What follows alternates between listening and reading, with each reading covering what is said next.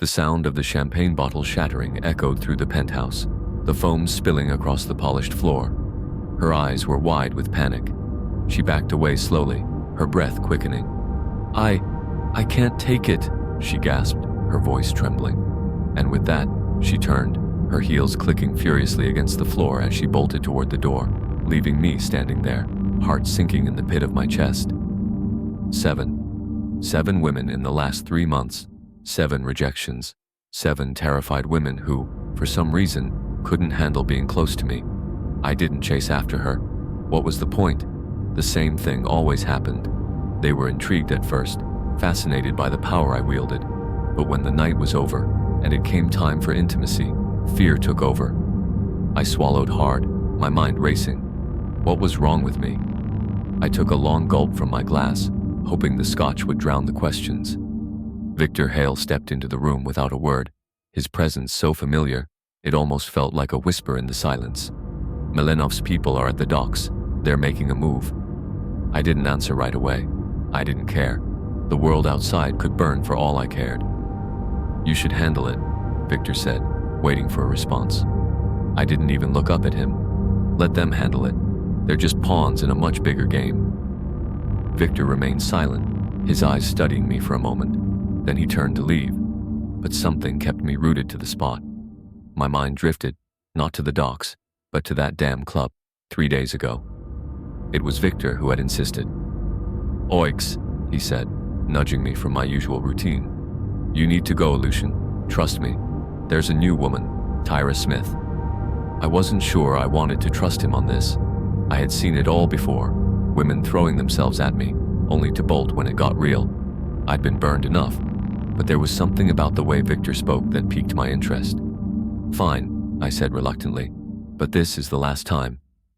Oix Club, high-end, exclusive, a place where the elite went to pretend they didn't feel alone, men who lived in a world of wealth and power but couldn't fill the void they carried inside, and women who served them, like some strange form of therapy. When I walked in, the flashing lights and expensive cologne hit me first. The air was heavy, thick with smoke and laughter that didn't reach anyone's soul. Victor pointed her out immediately. Tyra Smith. She was dancing, but she wasn't like the others. She didn't move for attention, and she didn't seem to care whether people watched her or not. She moved with confidence, with purpose, almost like she was performing for herself, not the crowd. I couldn't take my eyes off her. I waited at the bar, watching her dance, trying to figure out what set her apart from the others. The way she moved, it was more than just skill. There was something deeper, a quiet strength. When she came to the bar for a drink, she didn't look at me first. She didn't do that thing where they try to catch my eye, like they're waiting for me to make the first move. She just stood there, focused, a professional in every sense of the word. "Can I help you?" she asked, her voice steady.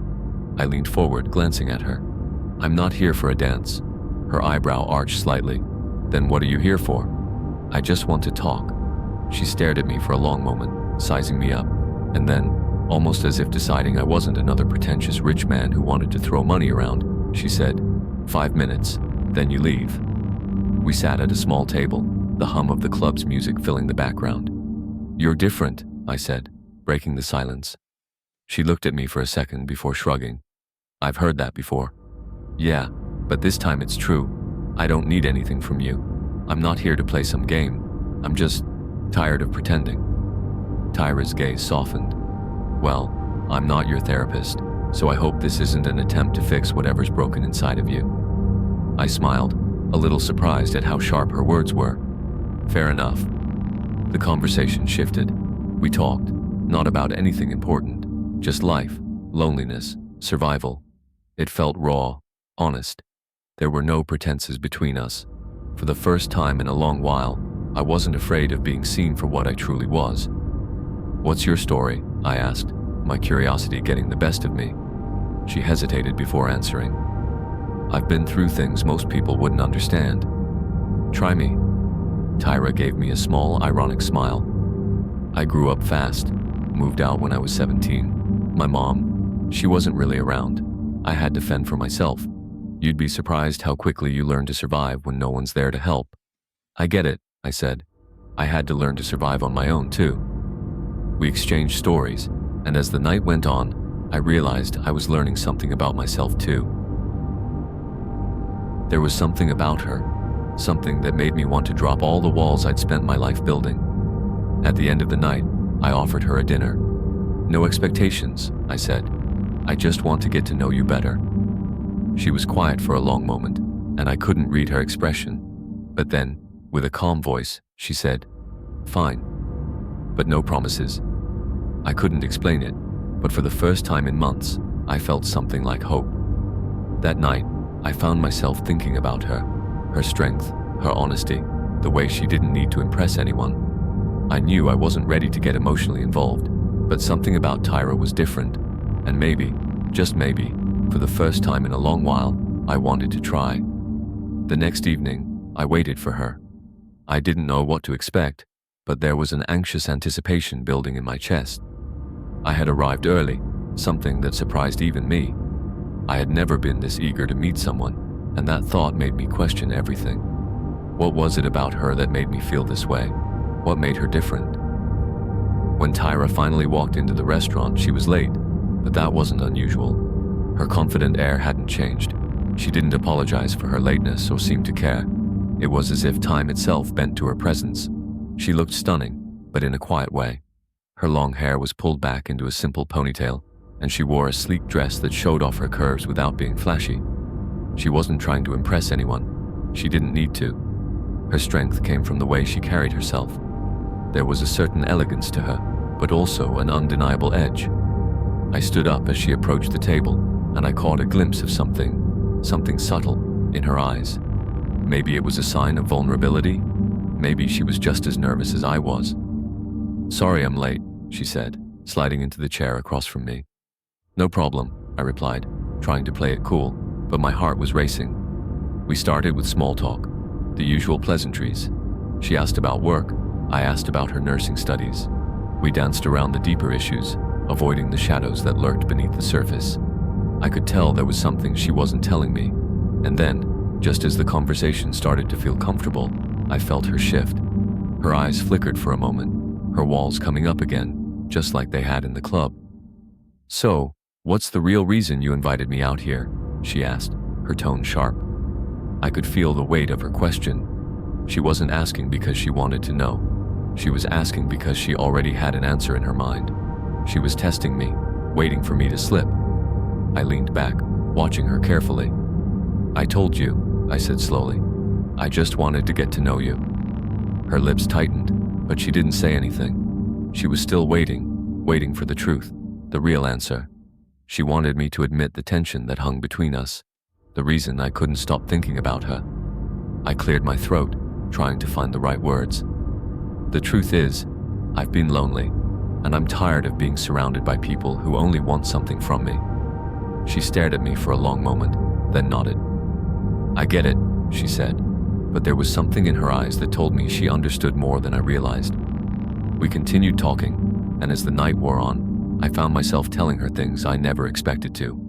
My past, the things that haunted me, the secret I'd kept for so long, my complication, the reason I couldn't keep anyone close. Her response was simple: "You need to find someone who doesn't fear you." The next few days were a whirlwind.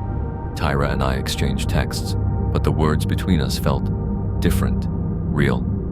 We shared pieces of our lives, like puzzle pieces, each one fitting into place slowly.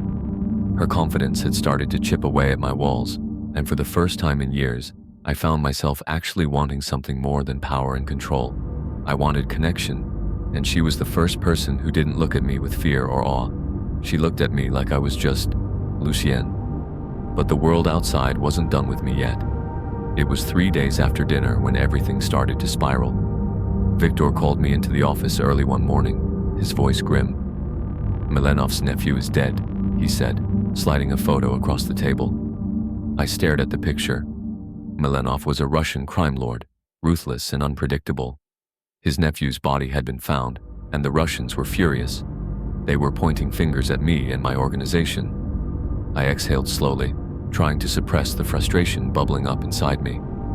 "This wasn't us," I said. "This is a setup." "I agree," Victor replied, his face tight. But the Russians don't see it that way. Then they'll have to wait. I wasn't worried. The situation was tense, but I knew how to handle it. My empire was solid, my people were loyal, and nothing could break us. At least, that's what I thought. Later that night, I texted Tyra. I had told her about my past, about the complication, but now it felt like everything I'd worked for was slipping through my fingers. I needed to focus, but my thoughts kept drifting to her. I could feel the tension of our shared connection tightening like a thread, and I knew this wasn't just about the physical complications anymore. This was about something real, something worth fighting for. The next morning, everything shifted. Victor walked in with a file in his hands. "It's her," he said flatly. I opened the file, scanning the contents. Tyra's real name wasn't Tyra Smith. It was Tyra Carter.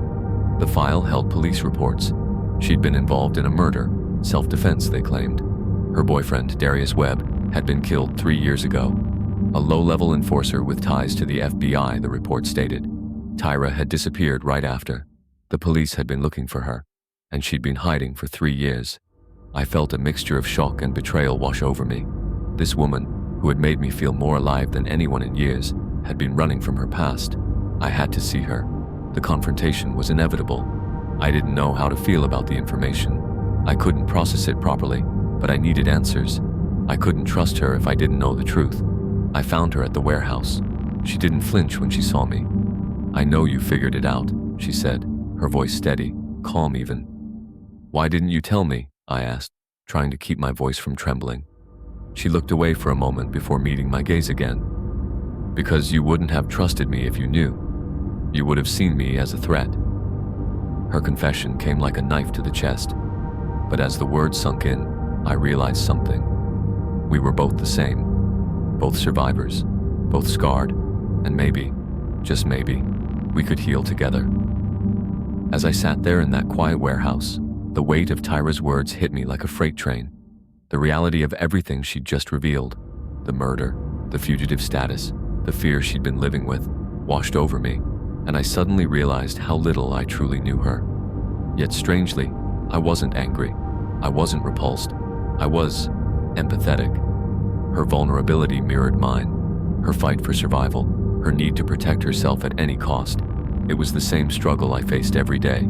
The constant battle against my own demons. The need to be something I wasn't for the sake of the world around me. "I get it," I said, my voice low. "I really do." Tyra sighed, the tension in her shoulders easing. "Then maybe we don't have to pretend anymore." For the first time, I saw the cracks in her armor. She was scared, but we both were. And maybe that was what made this real, what made us real. Before I could say anything else, Victor stepped in with grim news. "Lucien, we've got a problem." I looked at him, feeling a sense of urgency in my chest. "What now?" I asked, already knowing the answer. "Milenov's making his move," Victor said, his voice hard. "And we need to act fast. They're targeting Kiana Webb." I froze.